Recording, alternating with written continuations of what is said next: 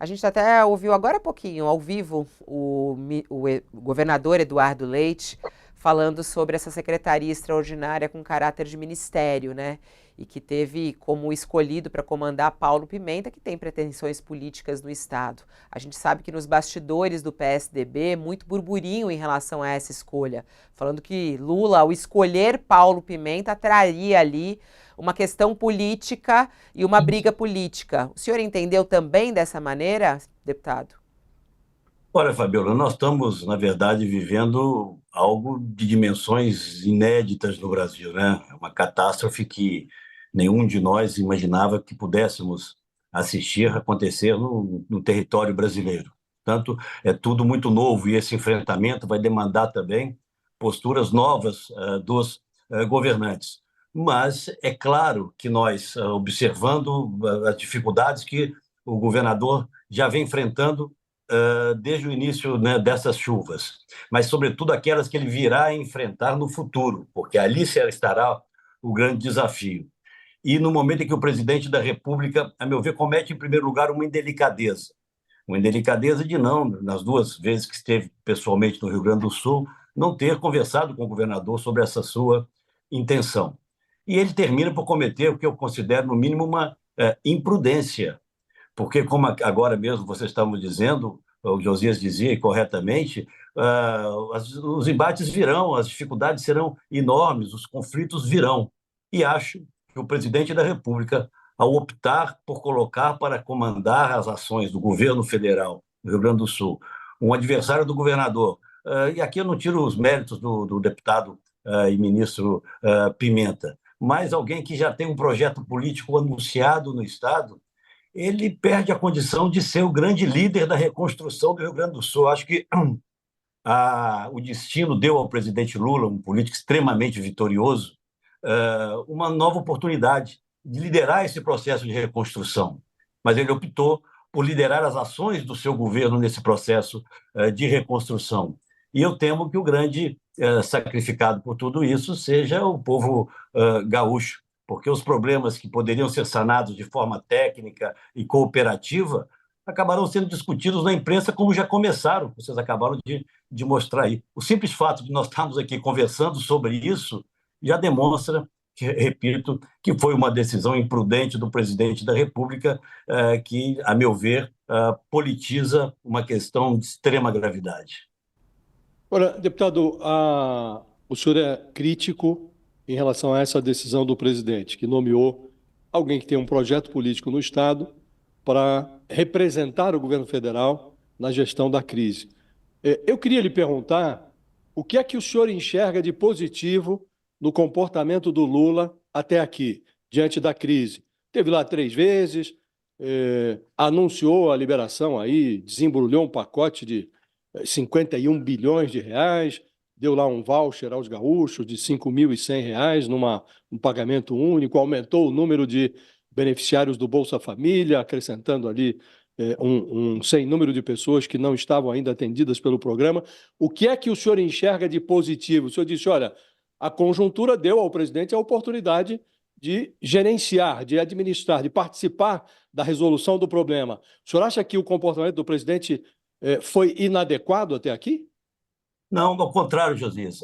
Nós próprios reconhecíamos que ele estava tendo um comportamento, inclusive, diferente do que teve com as calamidades do ano passado, proporção menor, claro, mas também graves, né, quando sequer foi ao Estado. E a presença física do governante nesse momento, ela é essencial, ela conforta, ela sinaliza para uma preocupação real. E nós todos reconhecíamos essa ação do presidente da República até aqui.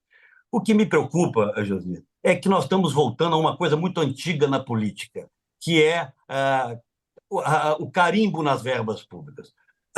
Esse quase que um comício que nós assistimos acontecer aí, né, com tentativas ali do Lula lá, o presidente até né, muito efusivo na sua fala, dá a impressão que ele está fazendo um grande gesto de favor ao povo gaúcho, como se esses recursos federais não tivessem a mesma origem dos recursos estaduais, dos recursos municipais. A origem é o povo, é o trabalho do brasileiro. Ao separar isso, nós estamos falando de precedentes, sabe, Josias? Nós vamos, daqui a pouco, nós podemos estar falando daqui a 2 ou 3 meses, conversando novamente, vai estar lá, olha, essas são ações do governo estadual, essas são ações do governo federal, essa é do Lula, essa é do Pimenta, essa é do Eduardo, e é uma grande bobagem, é algo inadequado nesse momento. E eu chamo a atenção, Josias, eu tenho lido muito que você tem corretamente escrito, para o precedente. Tudo isso cria precedentes. Eu não acho adequado, até porque o que nós menos precisamos no Brasil hoje são de novos ministérios, né? Precisa, sim, de uma articulação entre todos esses ministérios.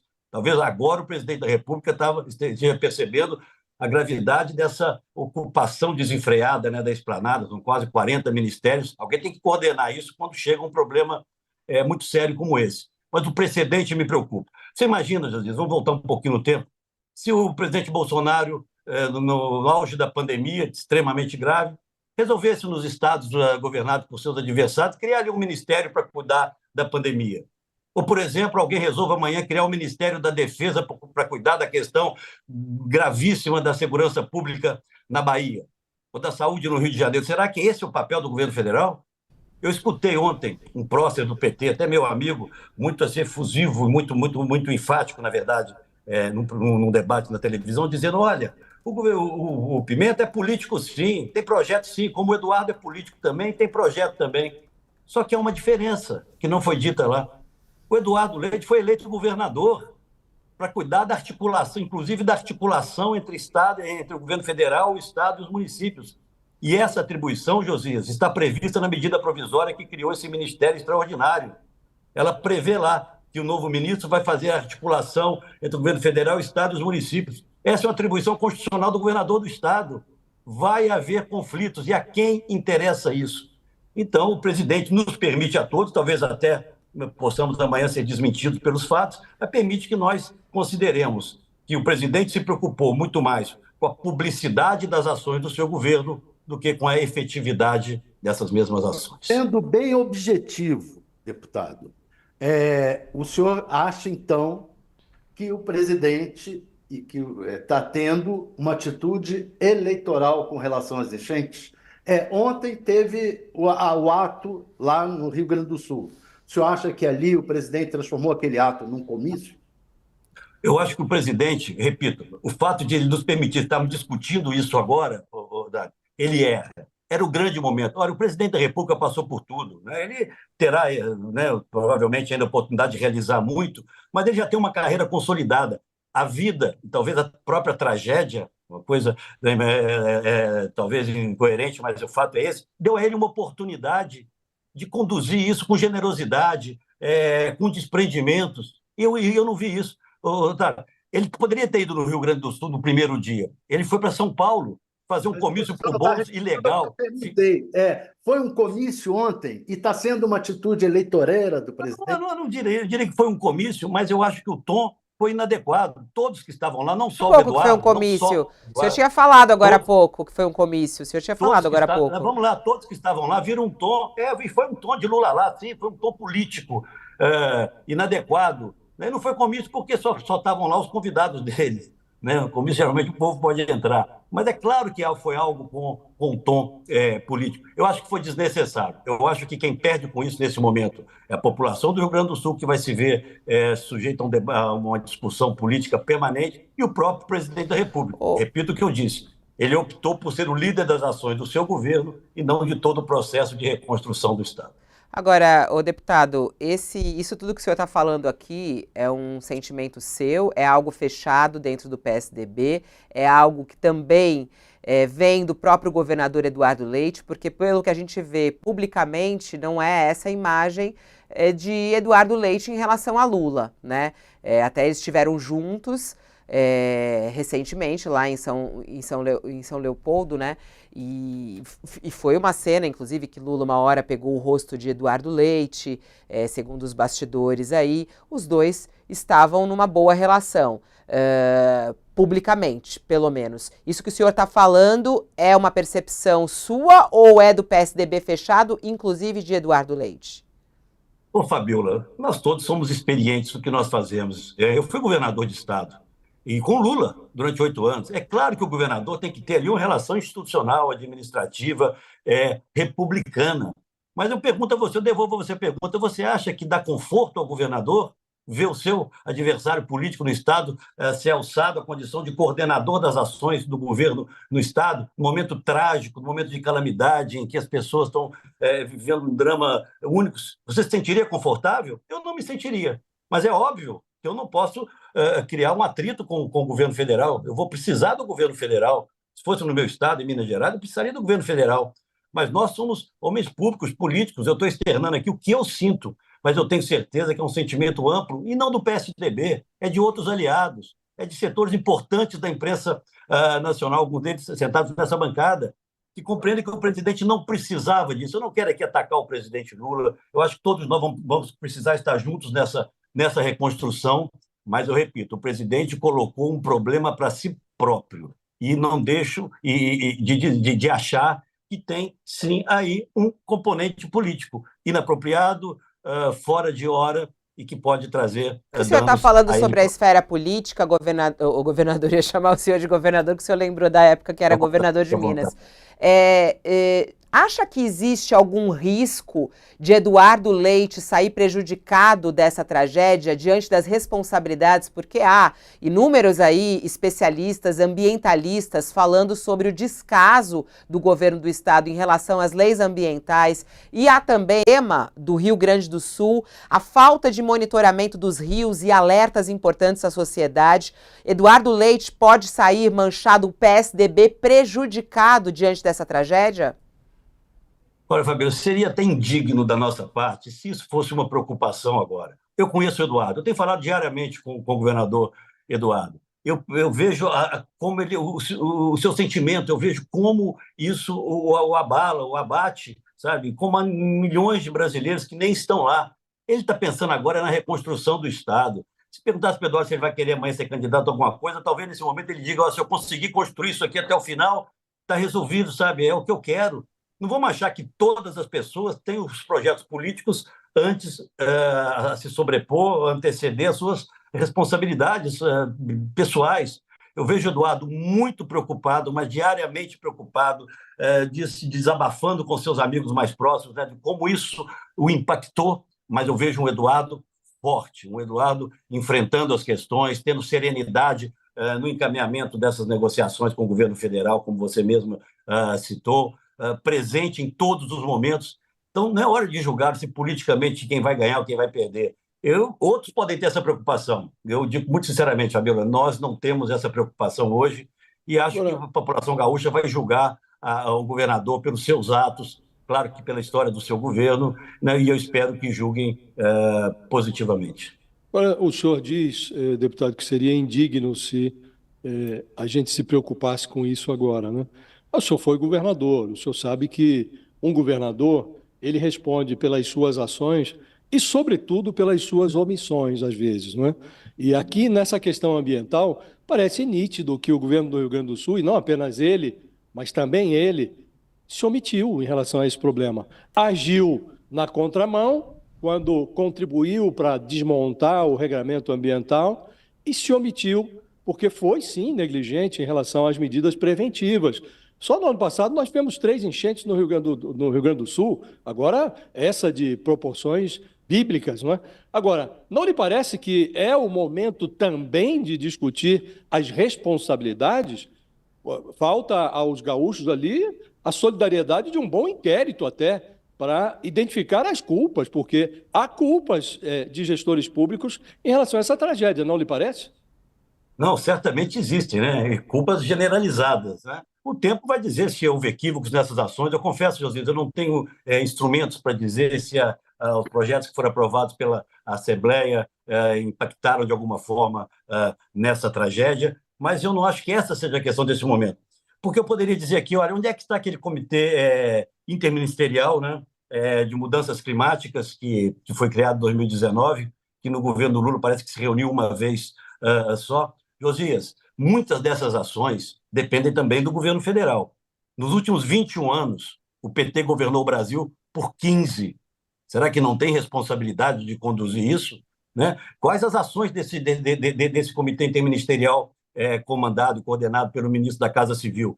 Eu não assisti todo o ato de ontem, mas eu não me lembro, pelo menos, de ter lido alguém fazer algum comentário sobre isso. O ministro da Casa Civil Cobranças, ô falou das ações do deputado, essas cobranças estão comitê que sendo ele coordena. feitas. Essas cobranças estão sendo feitas. A gente entrevistou a ministra Marina Silva aqui mais de uma vez, todos os ministros, o governo federal, mas o foco da tragédia é no Rio Grande do Sul. Os dados que estão sendo apresentados é no estado do Rio Grande do Sul, comandado por Eduardo Leite. Há mudanças na lei ambiental feitas por Eduardo Leite, né? Por isso que a gente está falando sobre as responsabilidades. E outra coisa, olhar essas responsabilidades olhando para o futuro, evitar novas tragédias.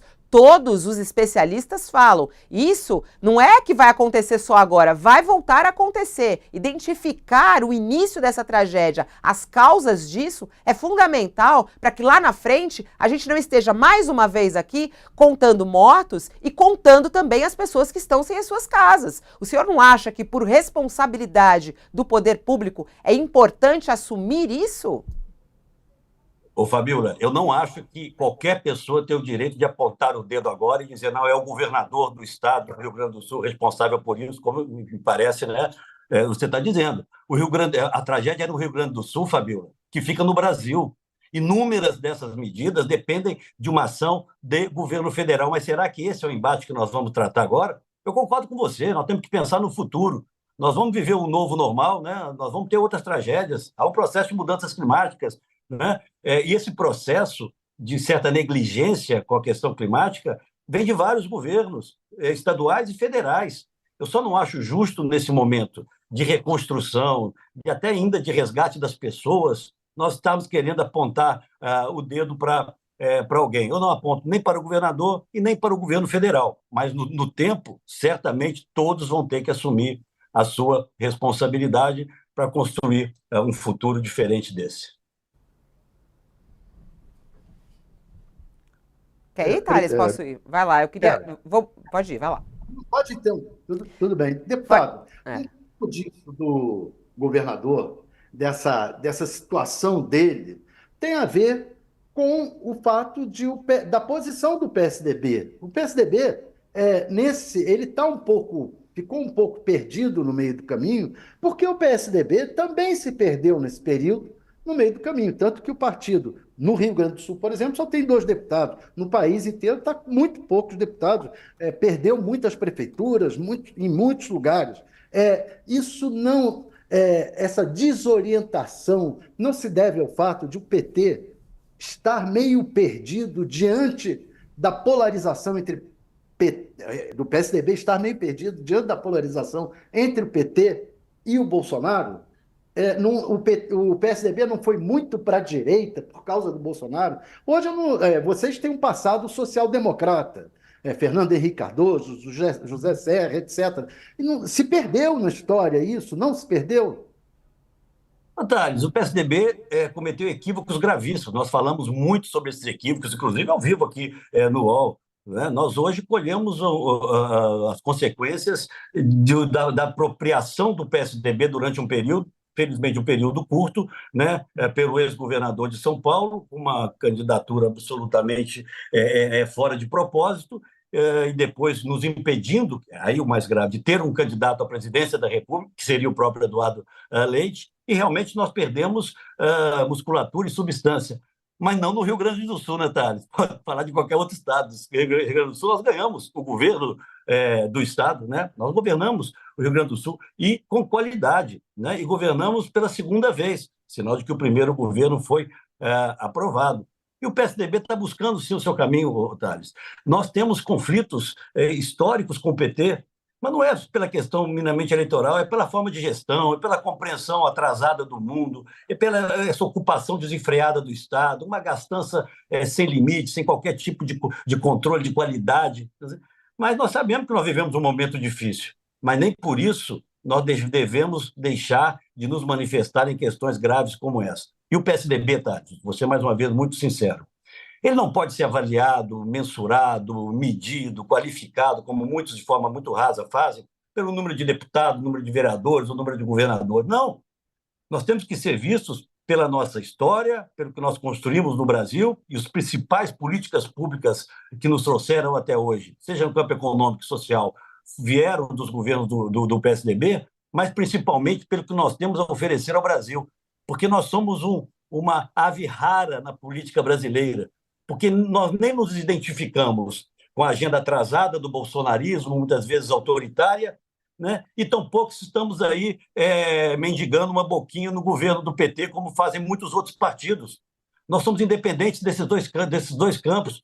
Nós estamos dizendo para o Brasil que as pessoas que votaram no Lula porque diziam não ao Bolsonaro e votaram no Bolsonaro porque diziam não ao Lula, mas não são uma coisa nem outra, nós estamos dizendo a elas que tem um novo caminho, tem vida inteligente entre os extremos, e o PSDB vai, com todas as dificuldades, apresentar ao Brasil em 26 um projeto a favor, não contra A ou contra B, mas a favor de um tempo diferente no Brasil, Bom, sem ódio, sem esse rancor, sem esse radicalismo que está aí.